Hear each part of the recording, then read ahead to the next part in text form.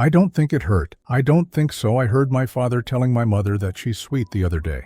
James had 2 daughters, Favor and Miracle, while his brother John had 2 sons, Daniel and Isaac.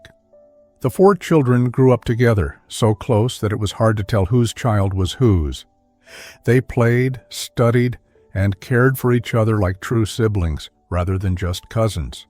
Among them, the bond between Favor and Isaac stood out the most. Born just a few weeks apart, Favor and Isaac were inseparable. Many mistook them for twins because they were always together. They shared everything, the same books, school assignments, and even their deepest thoughts. If Isaac struggled with a subject, Favor was the first to help, and if Favor was upset, Isaac was the one to cheer her up. Their friendship was pure, unbreakable, and admired by all who saw them. As they entered their teenage years, they began to change.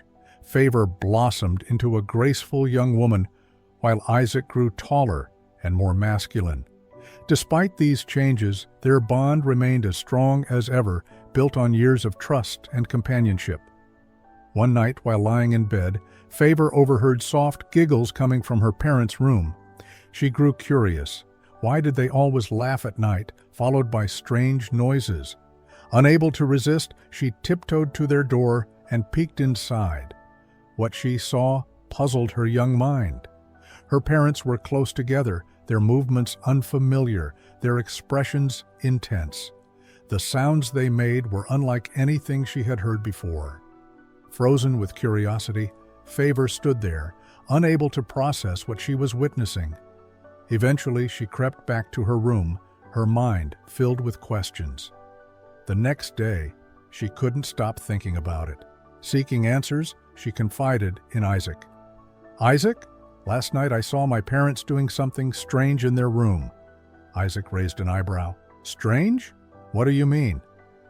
Favor described what she had seen. Isaac chuckled. "Oh, that's just adult stuff." Favor's eyes widened. "You know about this?" "Yeah," Isaac admitted. "I've seen my parents do it before, and I've seen it on the internet." Favor's curiosity deepened. "Show me." Isaac hesitated. "No, Favor. It's not for us." "But you've watched it. Why can't I?" she insisted. Isaac tried to brush it off, but Favor kept pressing him. Eventually, he gave in. One day when the adults were out, she entered Isaac's room, determined. "No one's home." "Show me," she demanded. Isaac hesitated. "I don't think it's a good idea, Favor. When I watched it, I felt strange feelings all over my body, feelings I couldn't explain."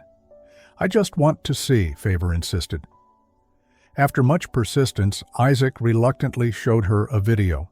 At first, it felt awkward. The actions and sounds were foreign. But despite the discomfort, they couldn't look away. Something inside them shifted, something neither of them fully understood.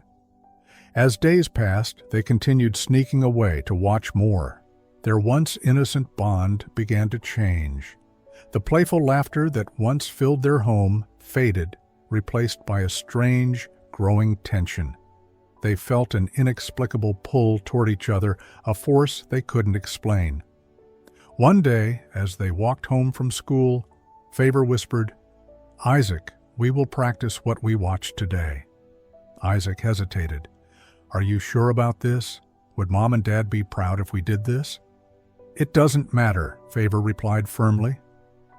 When they got home, Favor led the way to Isaac's room, but before anything could happen, Daniel, Isaac's younger brother, burst in.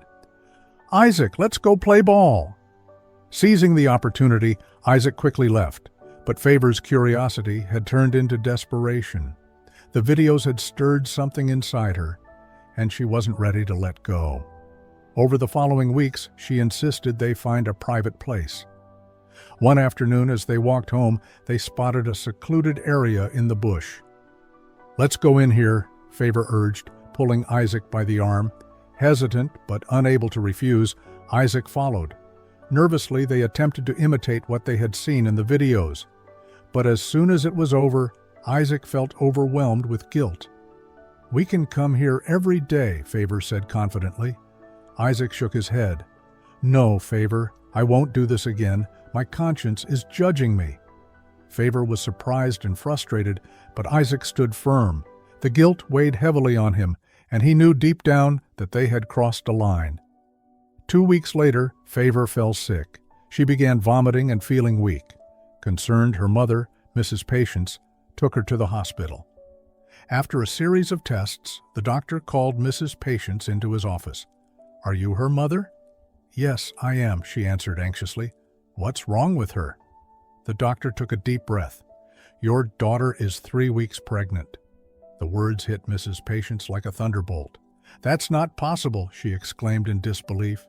The doctor remained calm.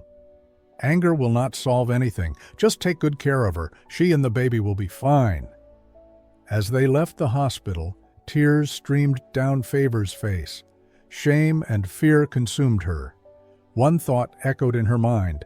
How do I tell my mother that Isaac, my own cousin, is responsible for my pregnancy?